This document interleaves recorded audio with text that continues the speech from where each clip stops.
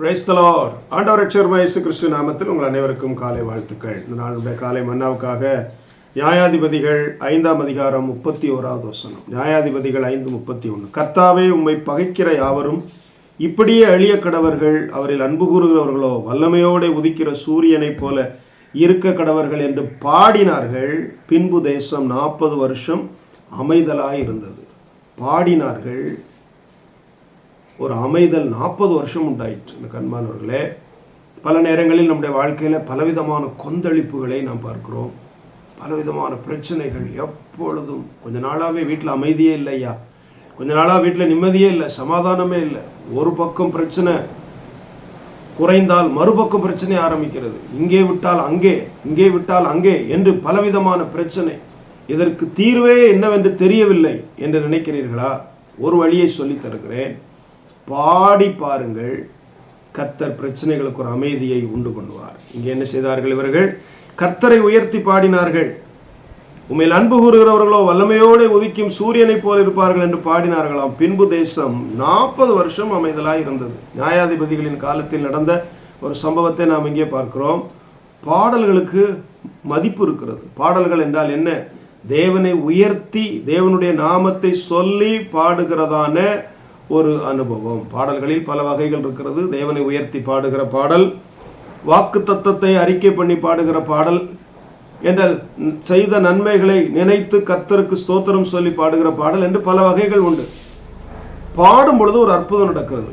சங்கீதத்தில் வாசிக்கிறோம், நீதிமானோ பாடி மகிழுகிறான் என்று வாசிக்கிறோம். எனவே சும்மா இருக்கிற நேரங்களிலே பாடி பாருங்கள். உங்களுக்கு பாட தெரிகிறதோ தெரியலையோ, உங்களுக்கு ராகம் வருமோ வரலையோ, கர்த்தரை பாடி உயர்த்துங்க. தனிமையாக பாடுங்கள், பாடல்களை கேட்டுக்கொண்டே இருங்கள். அப்போஸ்தலனாகிய பவுல் 16ஆம் அதிகாரத்தில் பிலிப்பியில் உள்ள சிறைச்சாலையிலே நல்ல அடிகளை வாங்கி கொண்டு என்ன செய்தார்கள்? நடுராத்திரியிலே பாடினார்கள் என்று வாசிக்கிறோம். அவர்கள் ஜெபம் பண்ணி பாடி துதித்தார்கள் என்று வாசிக்கிறோம்.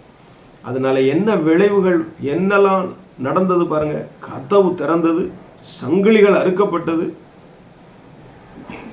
காவலாளிகள் ஒருத்தரும் ஓடி போகல. அதான் முக்கியமான காரியம். எல்லாரும் அதை கேட்டுக்கிட்டே இருந்தாங்க. காவலில் இருந்தவர்கள் அவர்கள் பாடுகிறதை கேட்டுக்கொண்டிருந்தார்கள் என்று வாசிக்கிறோம். அப்போ பாடலுக்கு அவ்வளோ பவர் இருக்குதுங்க, அவ்வளோ எஃபெக்ட் இருக்குது. எனவே நீங்களும் பாடி பாருங்க.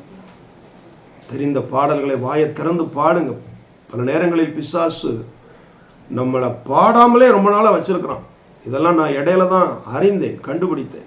பாடல்களை பாடுவதும் பாடல்களை கேட்டுக்கொண்டிருப்பதும் ஒரு விதமான ஆசீர்வாதம். நீங்கள் எப்பொழுதும் கிறிஸ்தவ பாடல்களை உங்கள் வீடுகளிலே ஒலிக்க விட்டு கேட்டுக்கொண்டிருங்கள். உங்களுடைய சிந்தையிலே ஒரு விடுதலை உண்டாகும். தேவையில்லாத சிந்தனைகள் உங்களுக்கு வராது.